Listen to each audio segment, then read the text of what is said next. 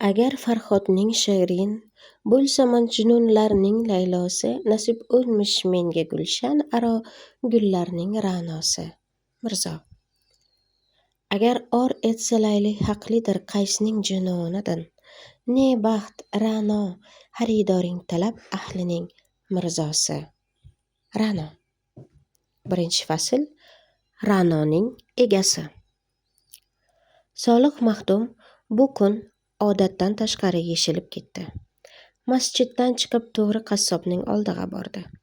1 tangalik go'sht, 8 pullik piyoz olib hovlisiga keldi. Maktabda husnixat mashq qilib o'ltirg'uvchi bolalar ichidan ikkitasini Gulzorni supurib suv sepishga buyurdi va o'zi go'shtni ko'tarib ichkariga kirdi. Nigor oyim hozirgina qizlarni ozod qo'yib, ko'krak bolasini bag'riga olgan edi. Ra'no hovli yuzida ikkita ukasining o'rtasiga tushib, ularning loy o'yiniga ishtirok etar, yer supurib yotgan soch o'rimlarining tuproqqa belashganidan xabarsiz edi. Go'sht ko'tarib yo'lakdan kirgan Solih Maxdumning ko'zi Ra'noning shu holiga tushdi. "Balli, Ra'no, ana jinnilik", dedi Maxdum. "Atlas ko'ylak senga hayf. Senga bo'zdan boshqasi albatta hayf." Ra'no o'rnidan turdi, dadasidan uyalib loyliq qo'llarini orqasiga yashirdi. "Uyat emasmi? Yuv qo'lingni, yuv. Ukalaringni bola desam, sen ulardan ham oshib tushasan." Ra'no yugurib ariqqa ketdi.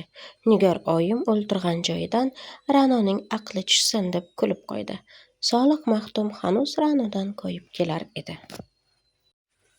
"Ishing bo'lmasa kitob o'qi, husnixat ol. Sen kulolning qizi emassanki." Solih Maxdum go'shtni Nigor oyimning yoniga qo'yib, o'zi zina bilan ayvonga chiqdi. Maxdum tomonidan Ra'noning tergalishi Nigor oyimni uncha mashg'ul etmadi. Ammo hozir uning ko'ngliga kelgan masala erining chiqim vajiga favqulodda yeshilib ketishi edi. To'g'ri, Nigor oyimning oshxonasiga shuningdek bir necha choraklab go'shtlar ko'p kelar edi. Faqat eri tomonidan emas, Solih Maxdumning jo'mardligi ko'pincha 20 paysa. Etdan nariga oshmas. Shunda ham bolalardan mo'mayroq ozodlik kelib qolsa yoki panshanbalik kutgandan ortiqroq tushsa. Shuning uchun Nigor oyim bu jo'mardlik haqida eriga berolmadi. "Go'shtni ko'proq olibsizmi? Anvar buyurganmidi?" deb so'radi. "Yo'q", dedi Maxdum sallasini qoziqqa ila-ila. "Bir manti qilaylik dedim. Manti yeganimizga ko'p bo'ldi. Vallohi a'lam."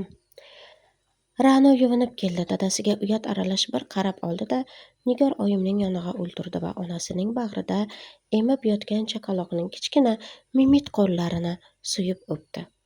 Solih Maxdum yeshinib kelib ona-bolaning ustida to'xtadi. "Sen bundan keyin kichkina bo'lmaysan, qizim Ra'no", dedi Maxdum nasihatomuz. "Shu ukalaring bilan qilib o'ltirgan ishingni kishi ko'rsa nima deydi? Inshaalloh uy egasi bo'lishga yaqinlashib qolding. Endi tosh tarozuni ham shunga qarab qo'yishing kerak, qizim." Ra'no qizarinib onasiga qaradi, yana mimit qo'lni o'pishga mashg'ul bo'ldi. "Ra'noni egasiga topshirmaguningizcha", dedi Nigor oyim. "Quyilmaydirganga o'xshaydir." Bu so'zdan Ra'no uyalib, boshini chaqaloqning bag'riga tiqib oldi. Solih Maxdum kulimsigan ko'yi dahlizga yurib bordi va oyog'ini kafshiga uzatdi. "Tur, yotma, Ra'no", dedi dahlizdan. "Go'shtni onangga to'g'rab ber, piyozni art. Anvar akang ham kelib qolar. Taom asrga tayyor bo'lsin." Ra'no dadasini uzoqlatib boshini ko'tardi. Onasiga o'pka aralash kulib qaradi. Uning bu qarashidan onasining boyagi so'ziga qarshi rizosizlik anglashilmas, balki shodlik ma'nolari o'qilar edi.